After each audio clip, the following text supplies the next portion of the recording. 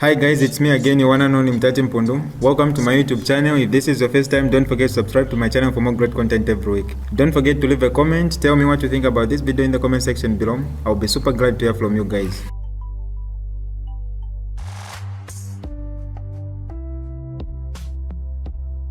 Hello everybody. Hope you guys are well.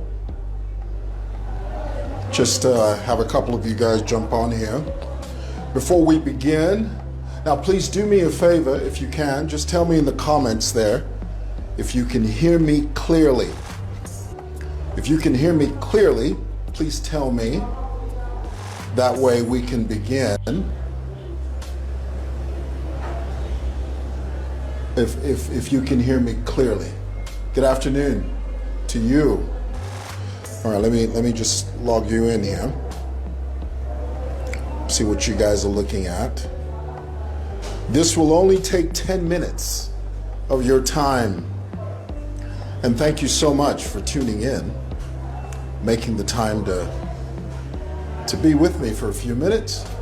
I need to hear, guys, that you can hear me so that I start speaking. If you can't hear me, I'll remove the mic. What are you saying? Loud and clear. Fantastic. Wonderful. Guys, very quickly, let me just explain. You know, there's an adage that many of us Zambians love to use. We love to say, silence is golden. You hear that a lot? Silence is golden. Well, the truth is, silence is only golden when you have nothing to say. Silence is only golden when you don't have a response. Silence, my brothers and sisters, is only golden when you don't have a retort. But when you do have a response, you don't have to be silent. Say what you need to say. I'll give you a very good example. Today, Honorable Chishimba Kambwili, he gave a retort. He gave his position. He reiterated his position. He clarified his position. He didn't sit in the corner somewhere and say, no, Twiranda Kopantu silence is good then. No, that's completely out. So the lesson is, silence is only golden when you have nothing to say. My friends, I have something to say, so I'm not going to be silent. Guys, let me explain something to you that many of you know. Let me begin by saying, when Andrew lived in Zambia, this is common knowledge. This is not something that I'm fabricating or something I'm making up. This is common knowledge. It's in the public domain. When Andrew lived here in Zambia, he had somehow deceptively infiltrated the power structure of the Zambian government. I mean, literally, he was, through his own deception, through his own machinations, he was highly connected with people within the government. And that's what these false prophets do. That's the MO. That is the modus operandi that they invoke. When they come into a country, their first order of business is to get connected. Using deception, using spiritualism, because, you know, people, unfortunately in Zambia, and it's not only in Zambia, it is a human condition. People are drawn to spiritualism and mysticism. Anyone that says, I'm a prophet, I can see into your life, I see coffins, I see death, I see despair in your family, and you can only get rid of that despair if you send me money. People are so desperate for solutions that they listen to these charlatans. So when Andrew came to Zambia, that's what he did. He was connected. And anytime he got in trouble, and he got in lots of trouble, again, this is something that's in the public domain, there were multiplicity of multitudinous tens of complaints that used to go to the police department about Andrew in the area of sexual abuse, rape, sexual molestation, sexual defilement of young girls. It's all there at the police. But here's the thing. Whenever he would go to the police, no matter how many call-outs he was given, no matter how many times he was summoned at the police station, somehow he always seemed to deceptively evade the law. He would somehow wiggle his way out. Why? Because he was highly connected. He infiltrated the power structure of our nation. And he does it everywhere he goes.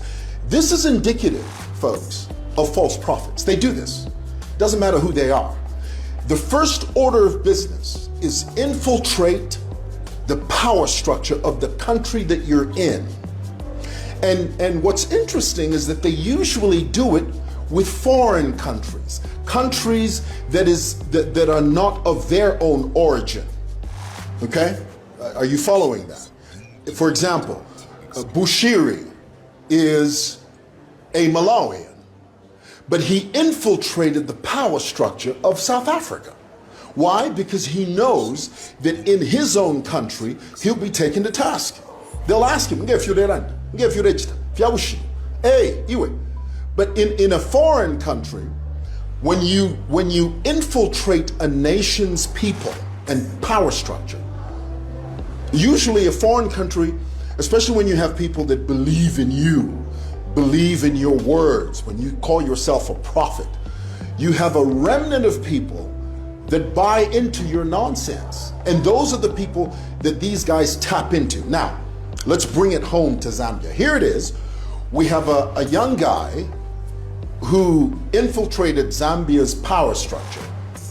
And no matter how many times he was reported for sexual molestation, no matter how many times he was taken to the police for sexually defiling young girls, he would always evade the law. Why? Because the people he was connected with, I gotta make sure my mic's not dropping, the people he was connected with in the hierarchy, in the power structure, were protecting him. Now, this is what happened. Finally, when this information got to Eagle One, when it went to the principal, and when I say Eagle One, you know who I'm talking about. When this information landed on Eagle One's desk, he said, get rid of him. Remove him, eject him from this nation. Now, Andrew's argument is always, if I committed a crime, why did the police, why did the immigration department eject me from Zambia if I really committed a crime? Well, the reason is, whenever you're dealing with a cultist, because this is what these guys are, these spiritual mystics, these guys that call themselves spiritual sangomas, who they mix and dabble a bit of theology, a bit of Bible, and then they mix it up with a lot of their own tradition, okay, their own sort of machinations. These guys, they know that when they tap into your psyche, your belief system, they know that they can easily deceive you. So when you have a guy like Andrew who was caught literally in this dubious activity, in this diabolical activity of molesting young girls, the only recourse was to eject him. Why? Because if you put such a person within the prison system, he can cause chaos. And this is the unique mark of a mystic and a cult leader. Guys, I want you to know something. It doesn't matter where you put a cult leader. They thrive wherever they go.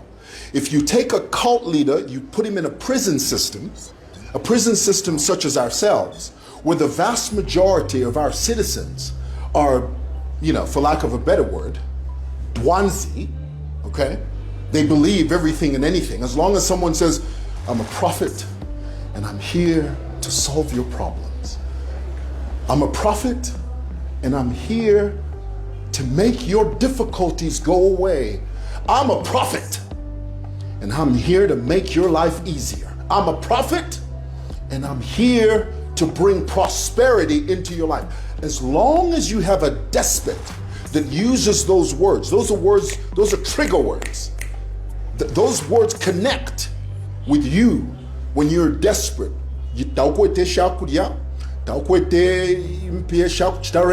And some guy comes to you and says, I can solve your problems. Most people gravitate to that sort of nonsense.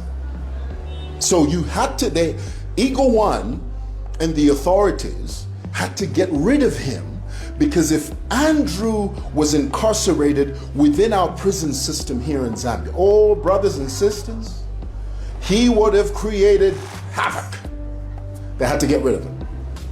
So they got rid of him. Now, because Andrew was bitter about that, because, you know, let's be honest, he lived a fairly good life through his deception here. Who wouldn't want to live a lavish life that was obtained through deception? Because he had so many people in the palm of his hands. He was ejected, and this is what Eagle One did. Okay, this is a fact. I'm not telling you something that's just out of my mind. This is a fact. Eagle One told everybody within the system, if I find that you're shielding this charlatan, if you're shielding this crook, if you're shielding this child molester, there's going to be hell to pay. I'm paraphrasing, but you get the point. If I find any one of you, whether it's in the police department, immigration, whoever, if you're shielding Andrew, aka Blind One, aka Seer One, if you're shielding him in any way, there's going to be hell to pay. I will kick you out faster than you can say molasses. Of course, the president didn't say that, but he meant the same. So they removed Andrew. What did Andrew do? He went to South Africa. Now, here's the thing. This is what Andrew has managed to do, deceptively so. He has managed to tap into your frustration as a Zambian citizen. Because what he's done is he knows that the current administration have issues. And let's be honest, they do. Let's be honest. The current administration, there are a multiplicity of multitudinous tens of issues that they have to deal with. They've got problems. They've got the health problem. They've got the scandal with the honeybee. They've got so many, I mean, the list is endless. So what he does, what Andrew does, is that he taps into your frustration and then he camouflages it with his own desire, his own scheme of making money off of you. This is the reason he can stand up, call for, he'll say live, 10,000 of you will tune in to listen to his garbage. Now, some of you may say, but Mwewa, it's not garbage, it's the truth. What Andrew, aka Blind One, is getting us is true. Well, here's my point. I agree. But here's the thing. Let's say, for instance, a murderer, a rapist, comes to you and says, the sky is blue. He stands in front of you and says, well, the sky is blue. Is that rapist telling me the truth? Of course he is. The sky is blue. But consider the source. Who's telling me the sky is blue? A rapist, a vagabond, a despot, a charlatan. It's like a thief telling you that, you see that bank over there? Bank of Zambia is located on Cairo Road. That's true. So should we then say, no, because he's telling the truth, we must listen to him? No, that's not the point. The point is, consider the source. And I often say to you guys, Andrew, aka Blind One, aka Seer One, is preaching to the choir. He says things that we already know. And here's the thing, guys, I gotta tell you, there is nothing that Andrew says that the leaders of the opposition don't say. I want that to sink in for a moment. There is nothing that Andrew tells you that the opposition already tells you. There's so many members of the opposition that tell you their issues at the Ministry of Health. There's so many people in the opposition that tell you that this government needs to change what it does in order to regain the confidence of the people. There's so many independent newspapers, Facebook pages, media platforms that already do what Andrew does.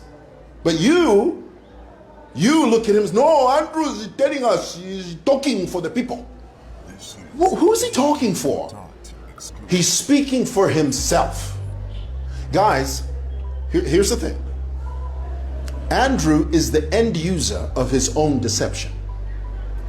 He tries to get your attention by mocking and disparaging the current government. And let's be honest, the current administration does have problems, and they have to deal with those, okay? They have to deal with us when we go to vote. They've got problems, okay? But Andrew uses that as a backdrop so that he can gain your confidence in order to do what? To siphon money from you. That's the bottom line. That's the ultimate goal. What, you think Andrew's a patriot? Is that what you think? Honestly, you think Andrew is a patriot? Andrew's not a patriot. His allegiance is not to this flag, the Zambian flag. It's not. His allegiance is not to this nation. His allegiance is to himself. Why? It's my phone. All right. Why? Because at the end of the day, what he wants is to put you in a position of confidence. This is the reason he can, after his hiatus, wherever the heck he went over there in Nigeria, he comes back and he posts a photograph that anybody has access to. A picture of multiplied rands, you know, the South African currency. And then he says to you, he says to you, when I got to the airport, someone gave me 1 million rands. Why do you think he says things like that? Have you ever stopped to wonder, why would Andrew say that? He wants to subliminally tell you that what I have, you can have. But the only way you can get it is if you come through me. The 1 million rand that I post on my page, this is Andrew speaking now. The 1 million rand I post, you can also have that. I have access to that wealth, so you can have the access to that wealth as well. He deceives you into thinking, into believing that what he's done for himself, he can do for you. Nonsense, hogwash, bull roar. You know what bull roar is? Ridiculousness. You know that show, Ridiculousness? That's what that is. So now, guys, here's the thing. And I want you to get this. At the end of the day, ultimately, when the dust settles and when the dew dries, Andrew does what he does for self-aggrandizement. You need to get that in your spirit. You need to get that in your heart. Andrew, let me say that again because I think that's very important. Andrew does what he does for self-aggrandizement, for self-actualization, for self-benefit, for self-profit, P-R-O-F-I-T, self-gain. He at the end of whatever he does, he tells you, well, I'm going to post my number on my page, and then I want you to WhatsApp me. Why do you think he does that? Because he wants to be a one-on-one with you so that he can tell you, okay, you have wala chitaiwe, wala ntumine mpia, wala ntumine omuzulu, chapa, untumine pa watu pa account number na pera, untumine. Idenga wantumine mpia show, iwe na anakutumina ka ring, rock salt, and olive oil. And then when I send those things to you, follow my instructions to the T. Kwati fi pululu na mwako mwakonka. Basi ya wani wantumina olive oil, wantumina umuchele. Sauti fi tuntula kutumina sauti. Na yo wabula sauti yo ati yo basi ya wani banje bati nwe bakati pabushiku patuwe uvukoloko. Na yo kwati chipululu waimo bushiku wambo kunwa wambo kuchibla Umuchele. Nonsense. And there's so many of you that are hoodwinked.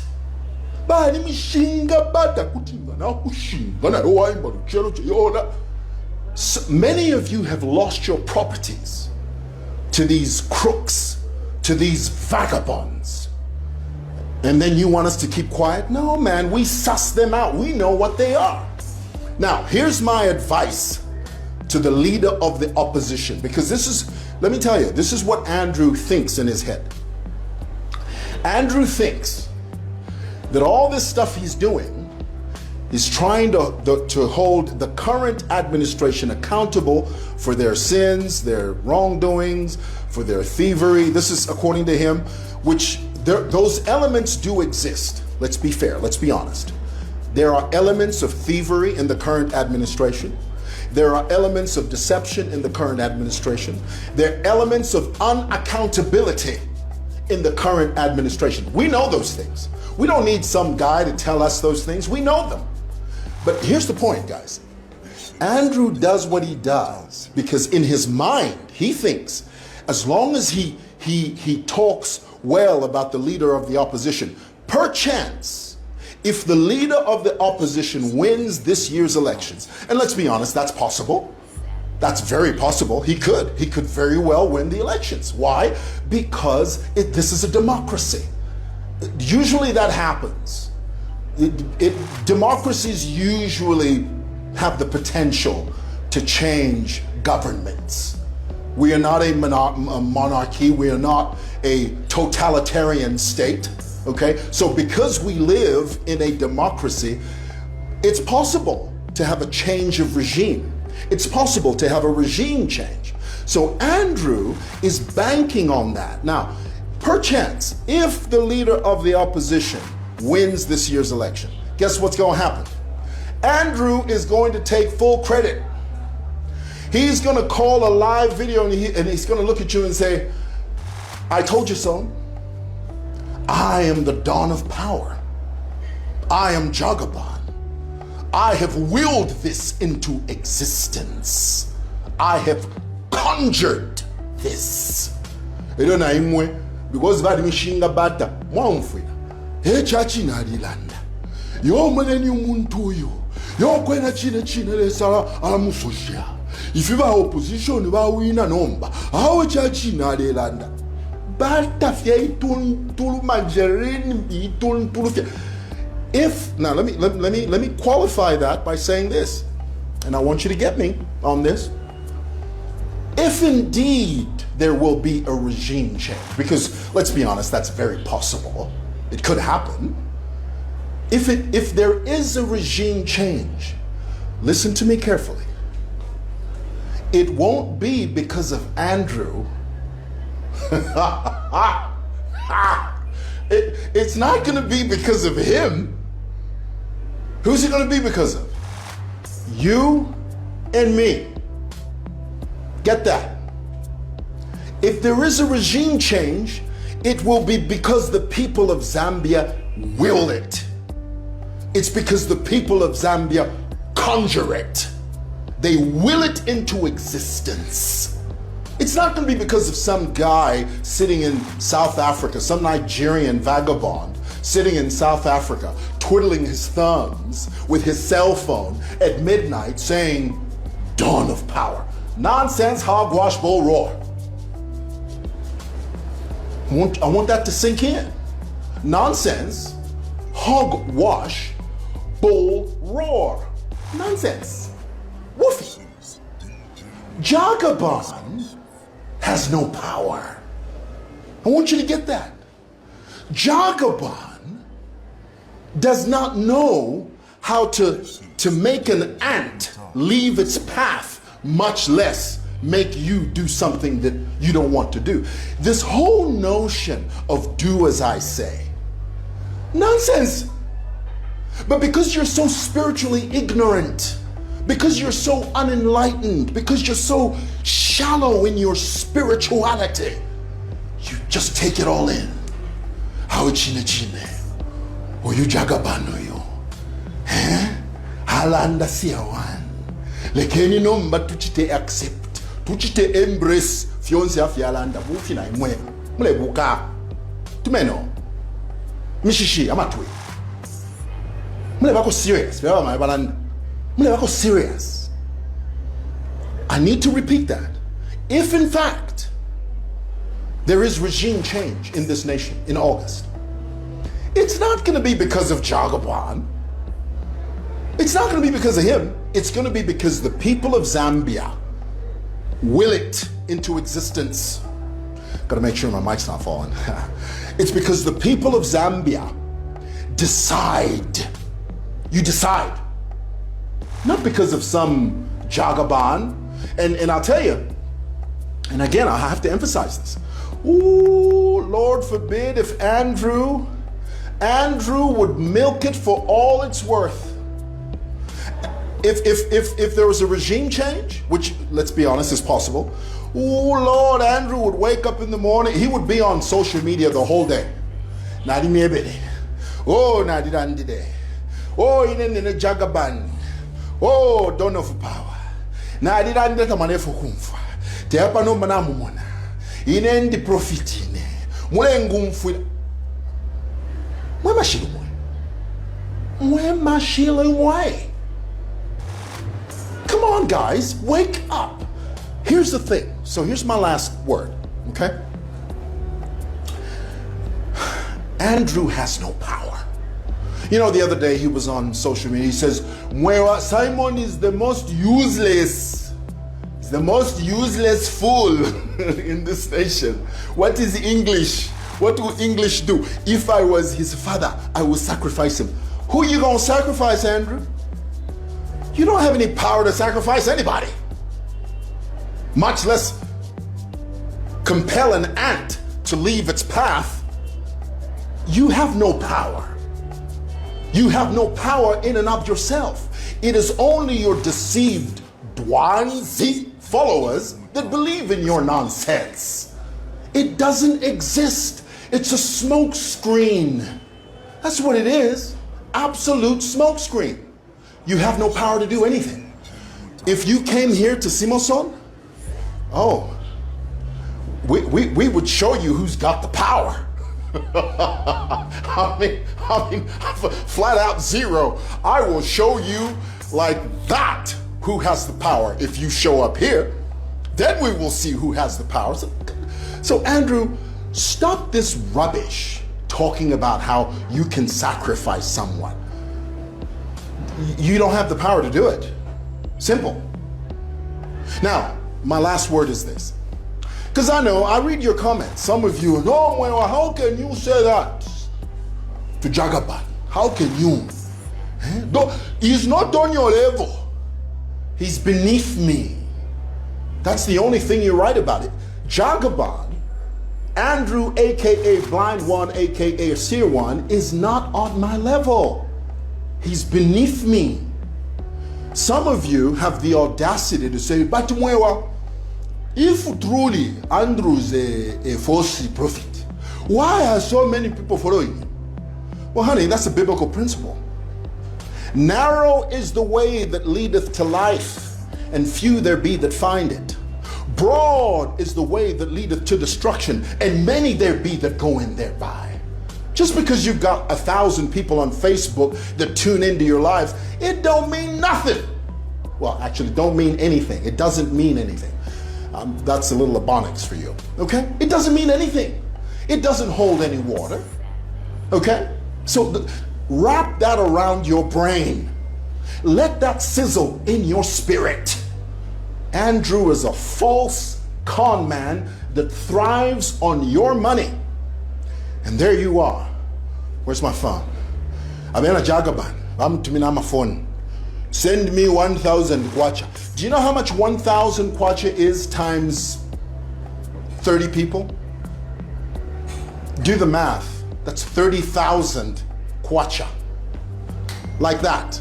And there are many of you that are willing to part with your hard-earned money because you've bought into the lie. You're lazy.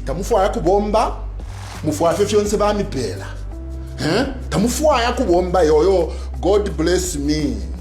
Prezi, prosperity, fire. That's all you know. You have no Bible knowledge. You have no theology. You know nothing about the Word of God. And he knows this. So he taps into your ignorance and he fleeces you. He consumes you. And he disappears. And then there you are. Amen. Amen. Amen. Get up off of your behind and get some work done. Get out of that bed of lethargy and do something for a change. Don't depend on these false prophets to give you prosperity. Nonsense. I've said enough. That's what I wanted to tell you. So have a great day. Andrew, don't mess with me, man. Don't mess with me, Andrew. I'll make you read the dictionary twice, brother. Boom! Alright, that's all for you today, guys. If you did enjoy the video, please don't forget to leave a comment in the comment section below. Tell me what you think about the video you just watched in the comment section below. I'll be super glad to hear from you guys. Once again, I go by the name of Mutati Mpundu. I love you. Peace. I gotta go.